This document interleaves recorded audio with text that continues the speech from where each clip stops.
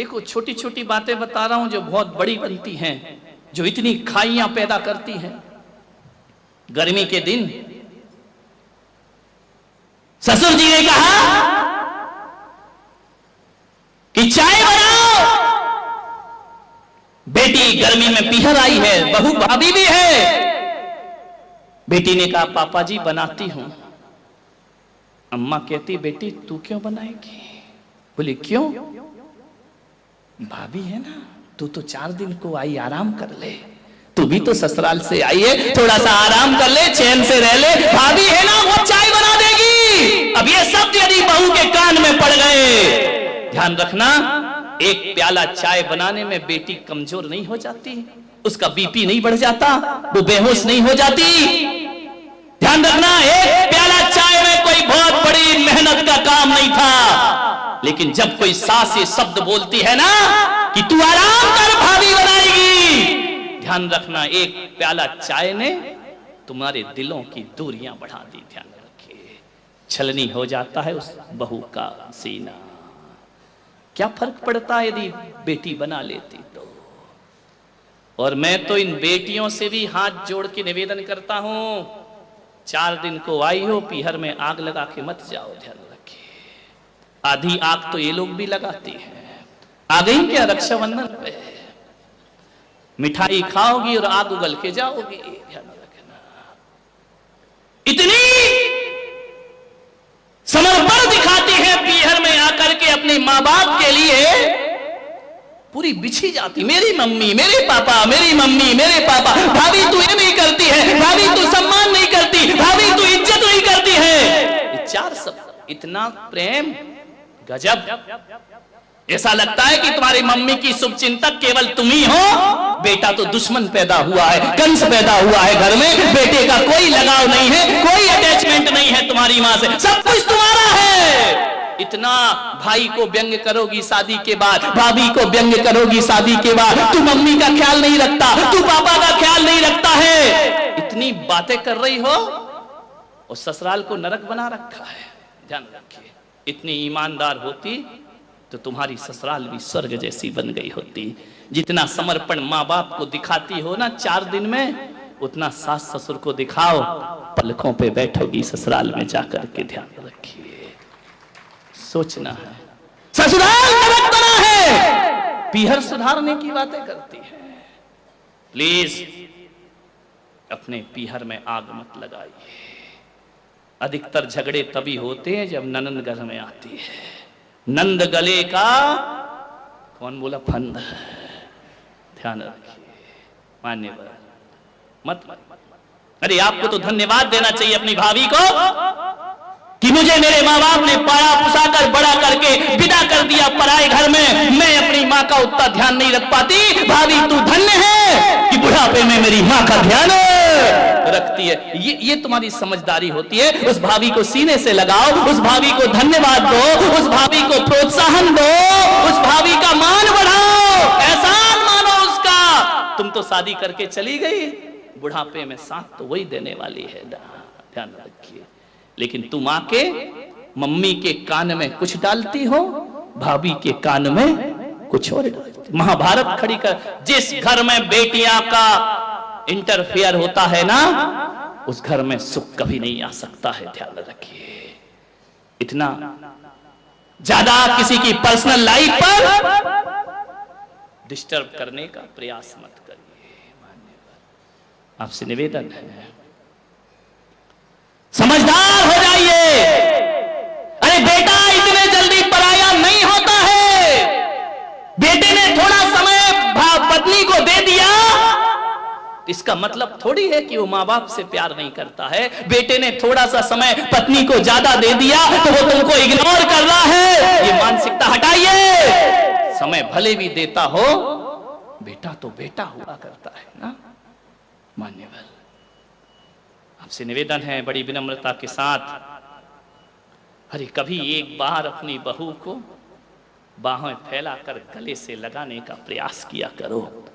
कभी बोला करो कि मेरी बेटी, जो साथ बेटी नहीं देती वो तू मेरा साथ दे रही है, तू मेरा ख्याल रखती है, 24 घंटे मेरे साथ रहती है। कभी तो उसे सीने से लगाया करो।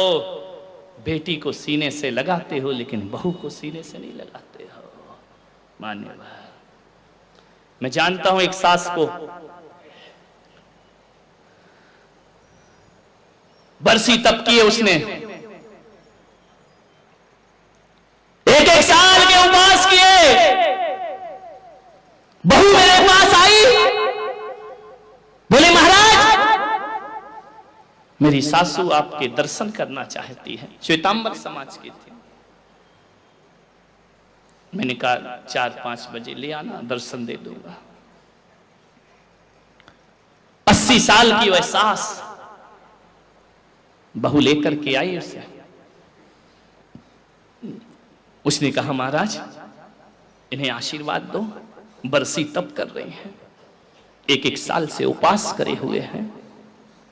मैंने देखा कि 80 साल की उम्र में इतनी बड़ी तपस्या कर रही है। मैंने कहा मां तुम्हारा जीवन धन्य है, मैं तुम्हारी अनुमोदना करता हूं। इस उम्र में भी तुम इतने उपवास कर रही हो। जानते हो उस सास ने क्या कहा? महाराज धन्यवाद मुझे नहीं, मेरी बेटी को दीजिए, मेरी बहू को दीजिए। मैंने कहा उपवास तुम कर रही हो, धन्यवाद उसे। बोले महाराज इतना प्यार और इतनी सेवा तो मेरी बेटी, मेरी औलाद नहीं करती जो सेवा मेरी बहू किया करती है। धन्यवाद इसे दो महाराज। मैं उपवास करके बैठती हूं, ख्याल ये रखती है। मैंने कहा कि महाराज के दर्शन करना है, इसने सब काम छोड़ करके मुझे आपके चरणों में लाई है। बेटी से कहती हूं तो जवाब दे देती है, बहू ने नहीं दिए। बहू ने नजरें झुकाई। महाराज ये अम्मा जी हैं, ये तो बोलती हैं, ये मेरी मां से भी बढ़कर मुझे प्यार किया करती है। सास ने कहा कि नहीं महाराज आप इसे आशीर्वाद दो। और मैं तो ये कहती हूं मेरी तपस्या का पुण्य भी मेरी बहू को लगना चाहिए। मैंने कहा इतना प्रभावित क्यों हो बहू से? बोले महाराज ये बहू नहीं है, देवी है इस घर की।